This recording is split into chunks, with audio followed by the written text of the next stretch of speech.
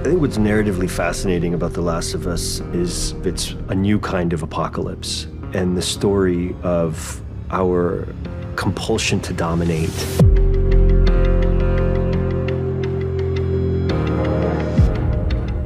So at the end of the third episode, we saw Joel and Ellie leaving in Bill's car, and for the first time, you got a sense that they were a team.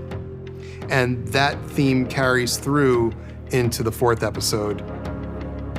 There's an uneasy truce, but they're not necessarily anything more than, as he says, cargo. Joel? Did you know diarrhea is hereditary? What? Yeah. It runs in your genes. Joel secretly loves Ellie's humor and her jokes and her puns. He pretends he doesn't, but he does. I think that means a lot to Ellie that he does actually find her funny. I don't think she ever worries about annoying him. She kind of loves it. Feel free to wait in the truck.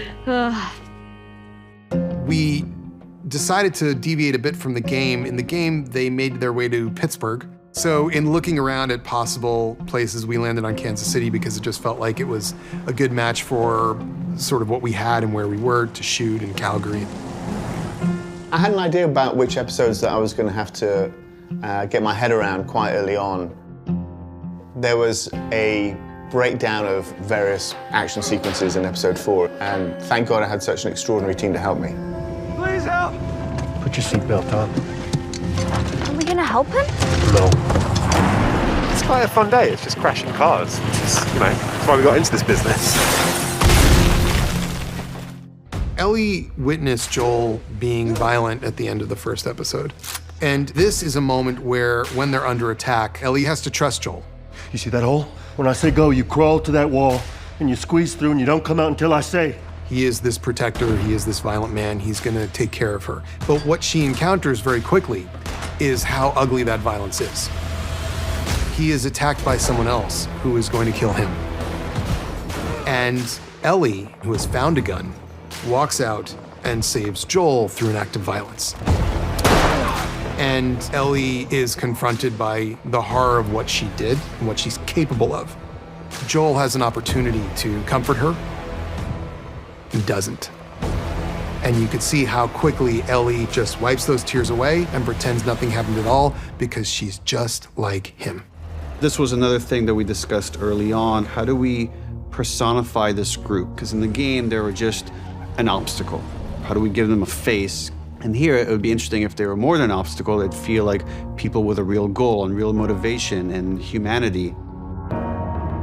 So with the character of Kathleen, we get to see that she's this ruthless leader, and she clearly has the respect of this group that managed to take down a quarantine zone. Find who did this. Find every collaborator and kill them all. In the gaming world, playing Tommy was one of the unexpected joys of my career. So to be a part of that world again and see it come to life three-dimensionally is really exciting. Perry and Kathleen, they're new characters. Kathleen is the leader of the resistance, and because of Perry's past in the military, he is willing to follow her lead. Kathleen is a tough woman. She's a very principled woman, but she definitely has a dark side. When there is a dramatic shift in power from a repressive regime being overthrown by a revolutionary force, history is full of examples where the revolutionary force is just as bad as what was there before. And here in Melanie Lynskey, we have that embodied. I love humanizing villains. And so much of The Last of Us is about people that have to make choices. Joel!